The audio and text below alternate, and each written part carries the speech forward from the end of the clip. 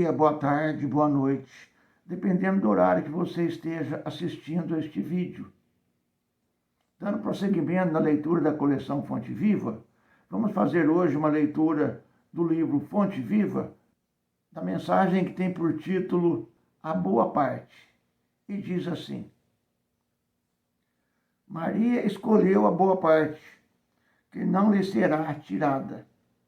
Jesus, Lucas 10, 42. Não te esqueças da boa parte que reside em todas as criaturas e em todas as coisas. O fogo destrói, mas comporta consigo o elemento purificador. A pedra é contundente, mas consolida a segurança. A ventania açoita impiedosa, todavia ajuda a renovação. A enxurrada é imundície, entretanto, costuma carregar o adubo indispensável à sementeira vitoriosa. Assim também há criaturas que, em se revelando negativas em determinados setores da vida humana, são extremamente valiosas em outros. A apreciação unilateral é sempre ruinosa. A imperfeição completa, tanto quanto a perfeição integral, não existem no plano em que evoluímos. O criminoso, acusado por toda a gente, amanhã pode ser o enfermeiro que te estende o copo d'água. O companheiro no qual descobres agora uma faixa de trevas pode ser depois o irmão sublimado que te convida ao bom exemplo. A tempestade da hora em que vivemos é, muitas vezes, a fonte do bem-estar das horas que vamos viver. Busquemos o lado melhor das situações, dos acontecimentos e das pessoas. Maria escolheu a boa parte, que não lhe será tirada. Disse-nos o Senhor. Assimilemos a essência da divina lição. Quem procura a boa parte e nela se detém, recolhe no campo da vida o tesouro espiritual que jamais lhe será roubado. Aí está, meus irmãos, mais uma bela página trazida aqui pelo nosso irmão Francisco Cândido Xavier, através da psicografia, pelo ditado do nosso irmão Emanuel. Dessa feita, ele nos traz aqui este ensinamento, a boa parte, o que significa que é como nós devemos olhar o nosso próximo. Buscar nele, encontrar coisas boas, porque as ruins são fáceis. Está saltando à vista, mas há de ter alguma coisa boa. E são nessas coisas boas que nós devemos nos fixar. Perdoar, compreender, aceitar, tolerar. São verbos que muitas vezes são difíceis de se conjugar, mas são necessários. Porque a boa parte nos tira do caminho do confronto, do conflito, nos tira do caminho da perdição. A elevação espiritual, ela nos pede para que nós contemplemos a conjugação desses verbos, para que nós possamos nos elevar acima da mesmice, acima da massa, e nos coloquemos na condição de servidores de Jesus. E a partir daí, comecemos de fato a sermos seguidores do Mestre.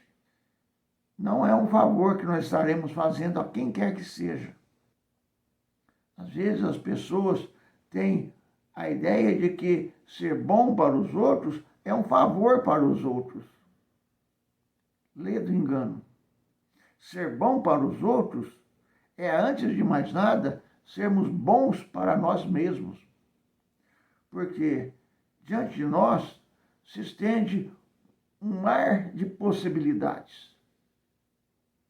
O que vamos fazer dessas possibilidades é o que nos fará crescer ou nos fará afundar. Crescer significa nos elevarmos acima de nós mesmos para que possamos ver as coisas de uma ótica diferente, de um mundo diferente, com globalidades diferentes. Quando nós olhamos pela ótica que nos afunda, tudo se torna um mar de desconforto, de tristeza, de angústia, de raiva, de ira, de intolerância, de orgulho, de vaidade.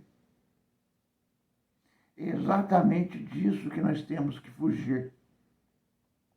Porque quando nós estacionamos nessa faixa, dificilmente nós vamos conseguir ver o lado bom das pessoas, ou o lado bom das situações, ou o lado bom dos acontecimentos.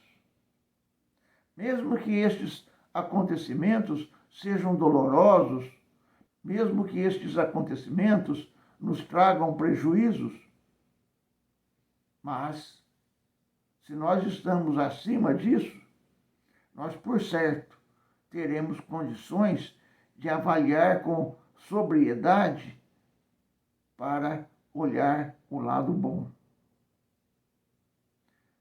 É bom sempre lembrar, meus irmãos, que o lado que nos afunda é o que nos prende aqui no corpo material, é o que nos prende aqui na roda das encarnações.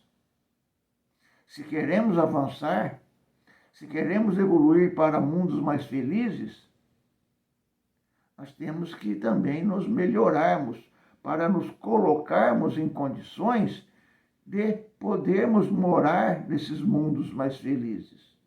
Porque senão, não há como. Agora, a transformação só vai acontecer se nós de fato quisermos. Se nós de fato quisermos sermos os discípulos do Mestre. E não é para agradar este ou aquele. É para nos valorizarmos. É para agregarmos a nós valores elevados. É aí que entra o nosso próximo. Porque ele é a figura da ação que nós estaremos praticando. O bem-estar do nosso próximo é para nós, ou deveria ser para nós, motivo de grande alegria. O mal-estar do nosso próximo deveria ser para nós motivo de tristeza. Mas às vezes nós dizemos, puxa vida, fulano mereceu as pancadas que levou. Ele era um mau elemento, ele era um bandido, era um ladrão. Nos lembremos que Jesus desencarnou entre dois ladrões. E ainda assim disse, Pai, perdoa-os, porque eles não sabem o que fazem. Não devemos nos comparar a Jesus Cristo. Não é essa a ideia. A ideia é procurar seguir os seus ensinamentos da melhor forma que pudermos, na condição que nós conseguirmos. Ao vermos que estamos ultrapassando a linha da humildade, estamos embarcando na canoa do orgulho, devemos voltar. Devemos voltar e refazer o caminho. Porque o orgulho nos leva à perdição.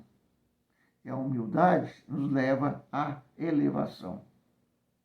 Como sempre, as escolhas são nossas. E para tal, é necessário que tenhamos consciência das nossas escolhas, do que vamos escolher, do que queremos, ou se estamos ainda vivendo de um modo sonambúlico, de tal forma que não vemos mais a realidade espiritual, de tal forma que nos embevecemos com as alegrias e com os prazeres das coisas da matéria. Isso passa, isso acaba. E depois vem o tempo da responsabilidade. Depois vem o tempo das consequências das nossas escolhas. É como o ensinamento diz: o plantio é livre, mas a colheita é obrigatória. Quando cessa o plantio, vem o tempo da colheita.